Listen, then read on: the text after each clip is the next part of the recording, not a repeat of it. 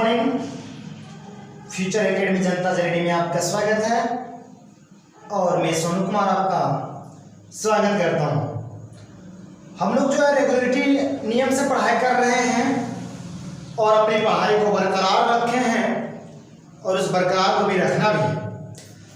हम लोग जो है 2 क्लास या बहुत सारे क्लास कर चुके हैं, तो हम लोग इससे पहले न्यूटन का पहला नियम पढ़े थे, फिर संवेग का परिभाषा पढ़े थे और आज टॉपिक है न्यूटन का दूसरा गति का नियम। जो आज तक 80% विद्यार्थी न्यूटन का दूसरा गति का नियम समझ ही नहीं पाए आज तक, लेकिन मैं 100% विश्वास दिलाता हूं कि आप इस वीडियो को देखने के माध्यम से देखने के बाद आप जरूर समझ जाइएगा कि आखिरकार ये न्यूटन की दूसरा गति का नियम है क्या।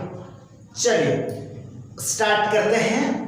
आप देखिएगा, न्यूटन की दूसरा गति का नियम है।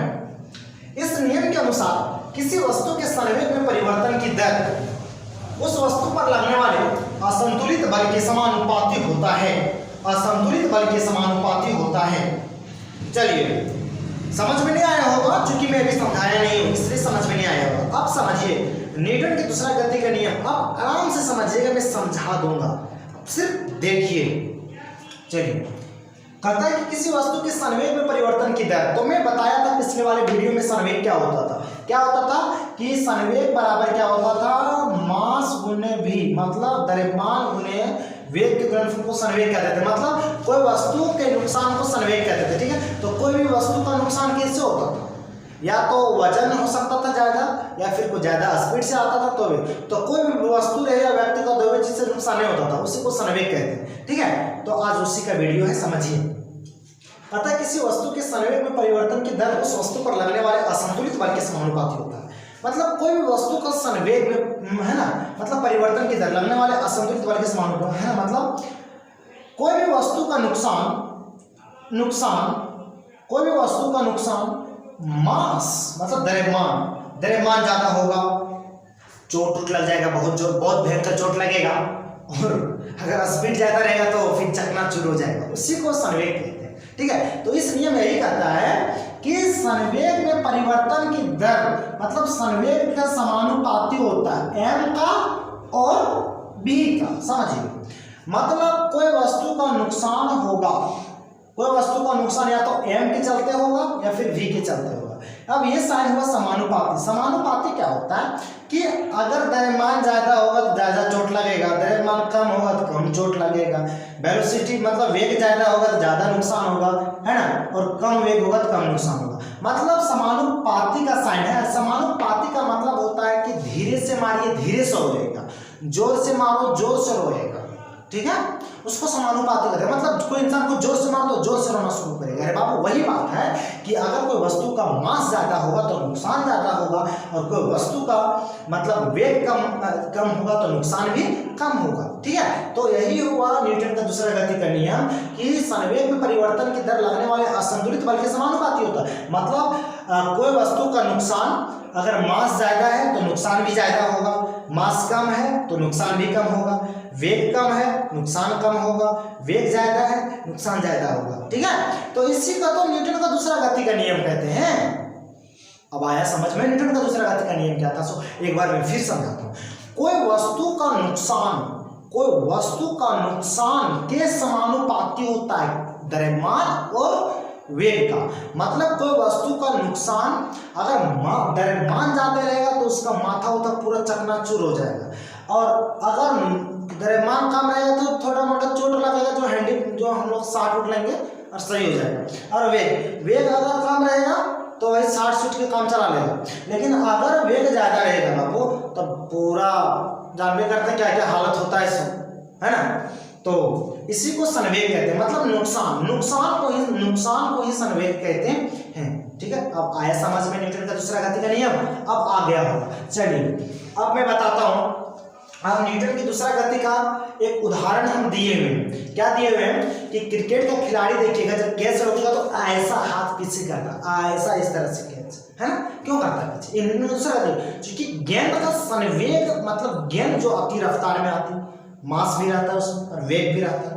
अब अगर आप ऐसे लोग अंगुली में लगा ना, हाथ उठ का उंगली टूट जाता है, और लग जाता है तो ऐसे तुरंत उंगली अपना मुंह में देते हैं जरूर देते हैं। यह न्यूटन का दूसरा गति का उदाहरण। तो हाथ को पीछे करते क्यों है, यह न्यूटन का दूसरा गति। तो हाथ क्यों करते हैं, क्योंकि अगर हम लोग हाथ के वेग मतलब हाथ को पीछे खींचते हैं ना, तो गेंद की रफ्तार जो आती है उसका वेग कम हो जाता है, संवेग कम हो जाता है, इसलिए हम हाथ को पीछे करते हैं। ठीक है, ये न्यूटन का दूसरा गति का उदाहरण हुआ। इसी के माध्यम से हम लोग न्यूटन मतलब चोट लगता नहीं, अगर उसी तरह से आप कैच रोकिएगा तो चोट लगेगा और गेंद छिटक भी जाएगा, इसलिए पीछे की ओर खींचते हैं। ठीक है, तो यह हुआ न्यूटन का दूसरा गति का उदाहरण। अब इसके लिए एक व्यंजक बनाया गया है जो फार्मूला प्राप्त होता है, देखिएगा।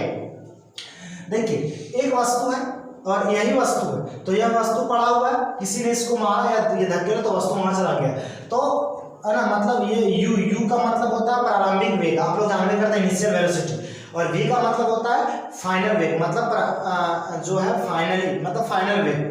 ठीक है, चलिए अब समझिए। और p का मतलब होता है कि वही मोमेंटम जिसको संवेग बोलते हैं, ये होगा संवेग p2।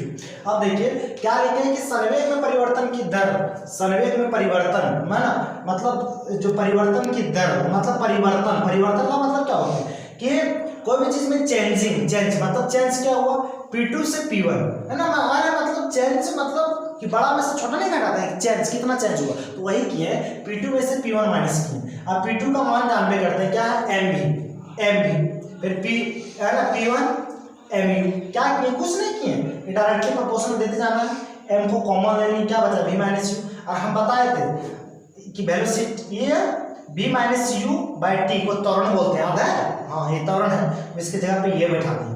अब क्या किए, समानुपाती का साइन हटाया, उसके बाद में के दिए। अब के का मतलब होता है स्थिरांक, आखिरकार के है क्या, तो अब के मतलब कितना बल लगा है ना, ये के मतलब स्थिरांक मतलब कितना बल लगा, ये तो मालूम नहीं, इसीलिए इसको हम लोग के मानेंगे। ठीक है, तो F बराबर ma। तो एग्जाम में आता है कि न्यूटन के कौन से गति के नियम से फार्मूला मिलता है, तो दूसरे गति के नियम से फार्मूला क्या मिलता है, F बराबर ma, मतलब मास है ना गुना त्वरण, मास गुना त्वरण। ठीक है, तो जहां पर के एक समानुपाती की स्थिरांक है, तो आपको याद रखना है कि F बराबर ma न्यूटन की दूसरा गति का है ना, मतलब न्यूटन की दूसरे गति से उसका फार्मूला निकलता है और पहला गति के नियम से उसका परिभाषा निकलता है। ठीक है, तो एक बार मैं फिर से न्यूटन की दूसरे गति को नियम को समझाता हूँ, नहीं समझ में आया होगा जरूर एक बार लास्ट अंतिम देख लीजिए, समझ में आ जाएगा। चलिए, न्यूटन का दूसरा गति का नियम कहता है कि कोई वस्तु में संवेग में परिवर्तन की दर लगने वाले असंतुलित बल के समानुपाती होता है, मतलब कोई वस्तु का नुकसान समानुपाती होता है, किसका, मास का, मतलब द्रव्यमान का। ठीक है, तो द्रव्यमान ज्यादा रहेगा बाबू तो चोट ज्यादा लगेगा, द्रव्यमान कम रहेगा तो चोट कम लगेगा। समानुपाती का मतलब होता वही। ठीक है, जोर से मारो जोर से रोएगा, धीरे से मारो धीरे से रोएगा, जोर से ज्यादा मास से ज्यादा चोट लगेगा, कम मास से कम चोट लगेगा। ठीक है, वेग ज्यादा है तो नुकसान ज्यादा होगा, वेग कम है तो नुकसान कम होगा, इसी को तो न्यूटन का दूसरा गति का नियम कहते हैं। ठीक है, आप खेल भी खेलते हैं, क्रिकेट भी खेलते हैं, वहां भी न्यूटन का दूसरा गति का नियम है। इसलिए बोलते हैं फिजिक्स की दुनिया में आइएगा तो रियलिटी मतलब रियल लाइफ में आप जीजिएगा, फिजिक्स ही ऐसा सब्जेक्ट है। ठीक है, चलिए, तो न्यूटन के दूसरा गति का नियम आप लोग को समझ में आ गया होगा। ठीक है, तो आप बताइएगा आप लोग कि यह वीडियो आप लोग के लिए कैसा लगा। चलिए, अब मैं समाप्त करता हूँ, धन्यवाद।